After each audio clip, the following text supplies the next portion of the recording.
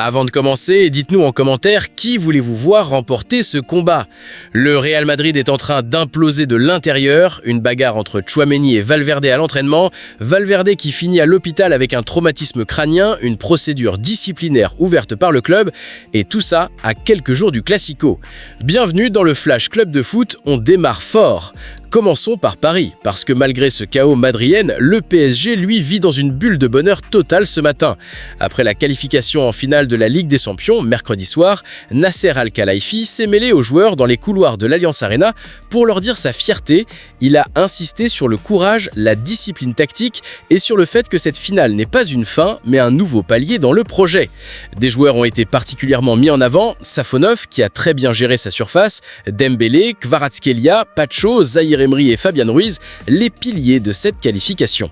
Le lendemain, sans surprise, les joueurs ont très vite repris l'entraînement, la tête est déjà tournée vers Budapest et la finale contre Arsenal le 30 mai.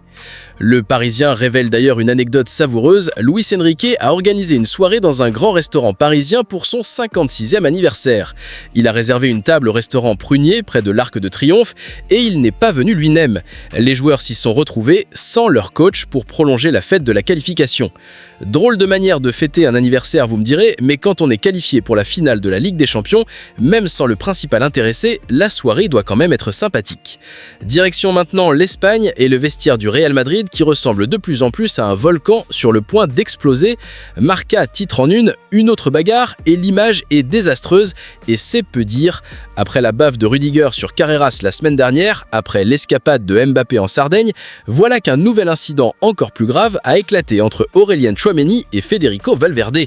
Ça a commencé la veille lors d'un entraînement où Valverde a mis un tacle violent sur Tchouaméni. Le lendemain matin, Valverde est arrivé au centre d'entraînement et a refusé de serrer la main du Français, marquant le début d'une séance extrêmement tendue. Valverde a harcelé Tchouaméni tout au long de la séance, lui rentrant dedans à plusieurs reprises, l'accusant d'avoir fait fuiter les détails de leur altercation de la veille dans la presse. En fin de séance, dans le vestiaire, les coups sont finalement partis, malgré les tentatives de certains coéquipiers de calmer les esprits, et Valverde s'est retrouvé au sol, transporté à l'hôpital.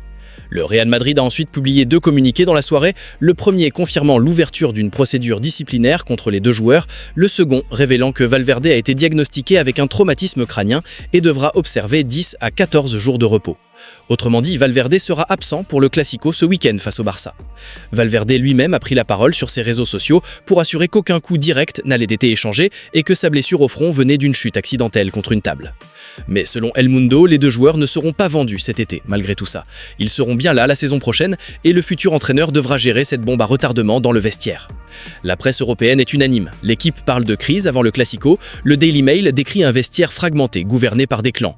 Et pour le journal Sport, c'est Florentino Pérez lui-même qui a perdu le contrôle de son club. 2 saisons sans trophée, des problèmes financiers autour du Bernabéu, une recherche d'investisseurs et maintenant des bagarres à l'entraînement. Le nom de Mourinho revient même dans les discussions comme seul capable, selon certains, de remettre tout ce beau monde au pas. Cap maintenant sur la Conference League et la Ligue Europa qui ont livré leurs finalistes jeudi soir. En Conference League, c'est Strasbourg qui a été éliminé par le Rayo Vallecano sur un score de 0-1, soit 0-2 sur les 2 matchs. Sans leur buteur vedette, Emmanuel Emega, blessé, les Alsaciens ont été dominés et n'ont jamais vraiment existé dans cette rencontre. Diego Moreira a même pointé du doigt le manque d'envie de certains coéquipiers pendant le match. Le Rayo Vallecano disputera donc la finale de Conference League à Leipzig le 27 mai prochain face à Crystal Palace qui a lui éliminé le Shakhtar Donetsk. En Ligue Europa, en revanche, c'est une soirée historique pour Aston Villa. Les hommes d'Unai Emery ont renversé Nottingham Forest 4-0 après avoir perdu le match aller 1-0.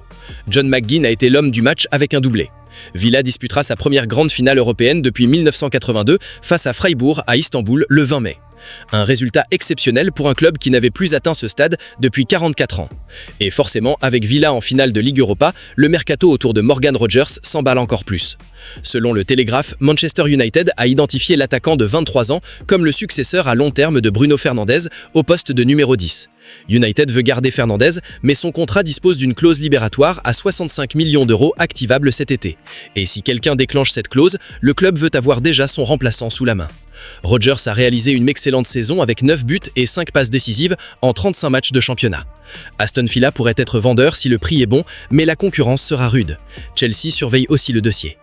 On termine en Italie avec une opportunité mercato très alléchante. David Alaba va quitter le Real Madrid libre cet été, son contrat arrivant à terme le 30 juin. L'Autrichien de 33 ans a été freiné par de grosses blessures ces dernières années, mais son profil polyvalent, capable de jouer défenseur central ou latéral gauche, avec un palmarès exceptionnel entre le Bayern et le Real, attire beaucoup de monde. L'AC Milan est en pole position selon les médias italiens. Son agent Pini Zahavi a d'ailleurs été aperçu à Milan ces derniers jours pour des discussions. Des touches existent aussi en Arabie Saoudite et en MLS, mais c'est clairement l'Italie qui semble être la destination privilégiée. 0 € à débourser pour un défenseur de ce calibre, sur le papier c'est le coup mercato de l'été. Voilà, c'est tout pour ce Flash Club de Foot du jour. Si t'as aimé cette vidéo, like, abonne-toi à Club de Foot et active la cloche pour ne jamais rien rater. On se retrouve très vite pour la prochaine actu. Si tu veux l'essentiel de l'actu foot, sans blabla, abonne-toi à Club de Foot et like la vidéo. On se retrouve très vite pour la suite.